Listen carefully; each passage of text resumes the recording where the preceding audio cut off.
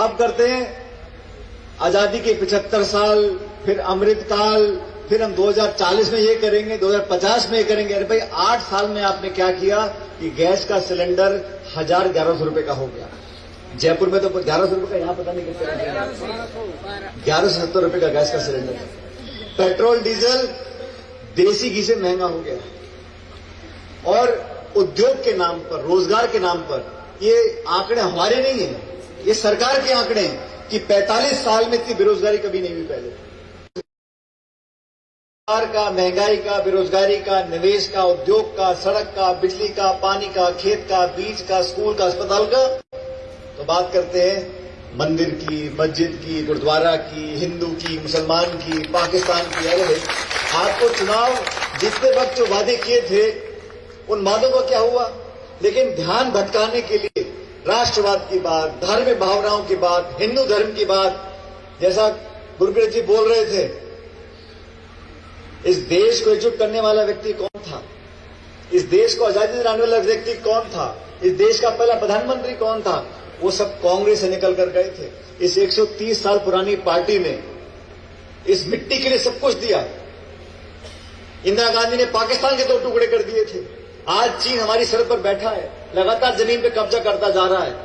हम उसको ये भावनाओं में बहकर वोट डालने का जो प्रकरण चलता आया है। और ठीक कहा अध्यक्ष जी ने कि ग्राउंड तो भरा रहता है और जब मतगणना होती है तो कमी हो जाती है। लेकिन आप लोगों से मैं करबद्ध निवेदन करने के लिए आया हूं। आज देवेंद्र जी को यहां हम वोट मांगने जा रहे हैं। 11 दिन का समय है। 12 तारीख को वोट पड़ेगा, 8 तारीख को गिनती होगी और भारी बहुमत से माताओं बहनों आपसे कह रहा हूं, घर से निकलना है। एक एक वोट इस पंजे पर डालनी है। अब हाथ पे वोट डालोगे, बटन दबाओगे, तभी हमारा भी यहां पे आना सार्थक होगा और आप लोगों का यहां पे आना सार्थक होगा। जिन लोगों को बहुत बार मौके दिए, तो मंत्री रहे, सरकार का हिस्सा रहे, अगर जनता के बीच पूरे काम ना करा सके तो उनको अलविदा कहने का समय आ गया है। उनको जयराम कर दो, जयराम जी कर दो और विदा करो। और हमारे नए पहलवान को जहां पे टिकट उनको दिया है, जो जिताकर एमएलए बनाना है यहाँ पे, ये आपकी जिम्मेदारी है।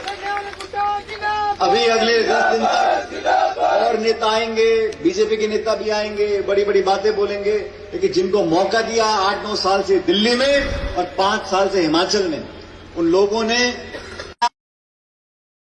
से पूछिए आप, पढ़ा लिखा रोजगार व्यक्ति, किसान, दुकान चलाने वाला, उद्योगपति, मध्यम वर्ग का हर व्यक्ति आज दुखी परेशान है।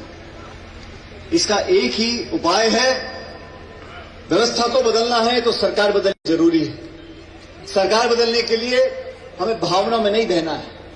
हमें सोचना है कि जिन लोगों को इतनी ताकत हम लोगों ने दी, और आप लोगों के साथ में कमी नहीं छोड़ी आपने भी। जब चुनाव आते हैं लोकसभा के, विधानसभा के, पिछली बार आपने पूरे जी खोल के वोट डाल के देखा। परिणाम हमारे सामने है। किसान आंदोलन कर रहे हैं, नौजवान सड़कों पर है, कोविड में जो मारामारी हुई सबने देखी है। व्यवस्थाओं को संभालने के लिए हमें नेतृत्व का परिवर्तन करना पड़ेगा। और मैं पिछले महीने भर से हम देख रहे हैं, हिमाचल प्रदेश की जनता ने मन बना लिया कि बदलाव होगा और 12 तारीख को यहां पर सत्ता परिवर्तन होगा और कांग्रेस की सरकार बनेगी। और उस सरकार में एक मजबूत हिस्सा उसका देवेंद्र भाई को बनाना है। यह आप लोगों की जिम्मेदारी, आप लोगों का कर्तव्य है। मैं तो बहुत दूर से चलकर आपके बीच में आया हूं आपसे ये निवेदन करने के लिए कि इस बार हम चूक ना जाएं और ऐसी हरियाली कर दो। अच्छा, छोटी मोटी जीत करा दी आपने, 1000-5000 की तो मजा नहीं आया। हरियाली ऐसी होनी चाहिए कि 32 साल का सूद समेत हमें पता पड़े कि यहाँ पे हजारों हजारों वोट यहाँ से उम्मीदवार जीत कर गए हैं। आप लोगों ने नारा भी लगा दिया, हाँ भी बोल दिया, ताली बजा दी। लेकिन मैं भी बहुत कई सालों से सभाएं कर रहा हूं। जब इस सभा में बैठे हर एक व्यक्ति को दोनों हाथ खड़े मैं देख लो कि कांग्रेस का वोट पड़ेगा कि नहीं पड़ेगा, दोनों हाथ में खड़े। वो पीछे बैठे नौजवान साथी, कांग्रेस पार्टी, कांग्रेस पार्टी। आखिरी नारा है, जोर से दे रहा हूं, ये आवाज शिमला तक आनी चाहिए। ठीक है, ठीक है भाई, कांग्रेस पार्टी। अब मुझे विश्वास हुआ है कि आप लोग जिता के जीतोगे। बहुत बहुत धन्यवाद। राम राम साहब।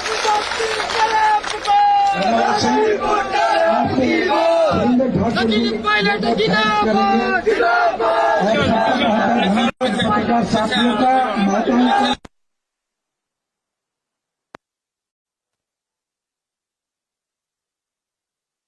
दिसंबर को जीत के एक बहुत बड़ा समागम हम फिर करेंगे। इन्हीं शब्दों के साथ जय हिंद, जय भारत, जय हिमाचल, जय चित्तलहर, जय जोरीमा। धन्यवाद।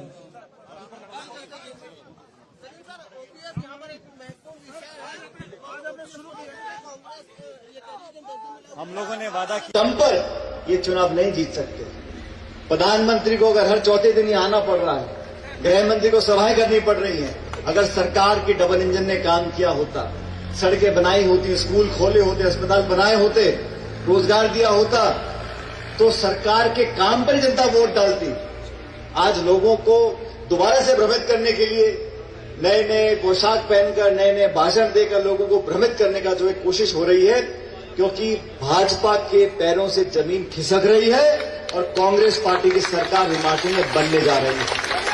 और हम लोगों ने आज, साथियों, मुझे बहुत लंबा समय हो गया चुनावी सभाएं करते करते, लेकिन आज जो हमने यहां पर मंच पे जो एकजुटता देखी है,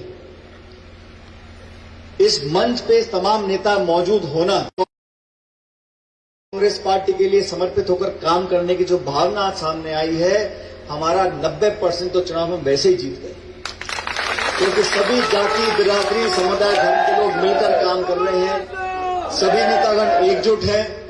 और जिस व्यक्ति को पार्टी ने टिकट दिया है, आपकी क्षेत्र में रहकर ब्लॉक के स्तर पर कई सालों तक काम इन्होंने किया, आपकी दिक्कत, परेशानी, मुसीबतों को व्यक्तिगत रूप से जानते हैं, उनका समाधान ढूंढने की क्षमता इनके अंदर है, ये पहले आप लोग देख चुके हैं। इसी को देखते हुए कांग्रेस पार्टी ने आज इनको मौका दिया है। 8 साल से सरकार बीजेपी की है और हम देखते टेलीविजन पर, अखबारों में लगातार लंबे लंबे भाषण, तमाम तरह के वादे।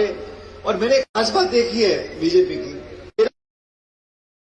के चुनाव थे लोकसभा के 14 के, जब यूपी की सरकार थी, तो बोलते थे महंगाई डायन खा जाएगी, हम लोगों को महंगाई खत्म कर देंगे, भ्रष्टाचार खत्म कर देंगे, 2 करोड़ रोजगार देंगे, 15 लाख खाते में पैसा डलेगा, तमाम तरह के वादे किए। और सरकार बनने के बाद अब करते हैं आजादी के 75 साल, फिर अमृतकाल, फिर हम 2040 में ये करेंगे, 2050 में ये करेंगे। अरे भाई, 8 साल में आपने क्या किया कि गैस का सिलेंडर 1100 रुपए का हो गया। जयपुर में तो 1100 रुपए का, यहां पता नहीं कितना, 1170 रुपए का गैस का सिलेंडर। पेट्रोल डीजल देसी घी से महंगा हो गया। और उद्योग के नाम पर, रोजगार के नाम पर, ये आंकड़े हमारे नहीं है, ये सरकार के आंकड़े हैं कि 45 साल में इतनी बेरोजगारी कभी नहीं हुई पहले। सरकार का, महंगाई का, बेरोजगारी का, निवेश का, उद्योग का, सड़क का, बिजली का, पानी का, खेत का, बीज का, स्कूल का, अस्पताल का। तो बात करते हैं मंदिर की, मस्जिद की, गुरुद्वारा की, हिंदू की, मुसलमान की, पाकिस्तान की। अरे भाई, आपको चुनाव जीतते वक्त जो वादे किए थे, उन वादों का क्या हुआ? लेकिन ध्यान भटकाने के लिए राष्ट्रवाद की बात, धार्मिक भावनाओं की बात, हिंदू धर्म की बात, जैसा गुरप्रीत जी बोल रहे थे, इस देश को एकजुट करने वाला व्यक्ति कौन था? इस देश को आजादी दिलाने वाला व्यक्ति कौन था? इस देश का पहला प्रधानमंत्री कौन था? वो सब कांग्रेस से निकल कर गए थे। इस 130 साल पुरानी पार्टी ने इस मिट्टी के लिए सब कुछ दिया। इंदिरा गांधी ने पाकिस्तान के 2 टुकड़े कर दिए थे। आज चीन हमारी सरहद पर बैठा है, लगातार जमीन पे कब्जा करता जा रहा है। हम उसको, ये भावनाओं में बहकर वोट डालने का जो प्रकरण चलता आया है। और ठीक कहा अध्यक्ष जी ने कि ग्राउंड तो भरा रहता है और जब मतगणना होती है तो कमी हो जाती है। लेकिन आप लोगों से मैं करबद्ध निवेदन करने के लिए आया हूं। आज देवेंद्र जी को यहां हम वोट मांगने जा रहे हैं। 11 दिन का समय है। 12 तारीख को वोट पड़ेगा, 8 तारीख को गिनती होगी और भारी बहुमत से माताओं बहनों आपसे कह रहा हूं, घर से निकलना है। एक एक वोट इस पंजे पर डालनी है। अब हाथ पे वोट डालोगे, बटन दबाओगे, तभी हमारा भी यहां पे आना सार्थक होगा और आप लोगों का यहां पे आना सार्थक होगा।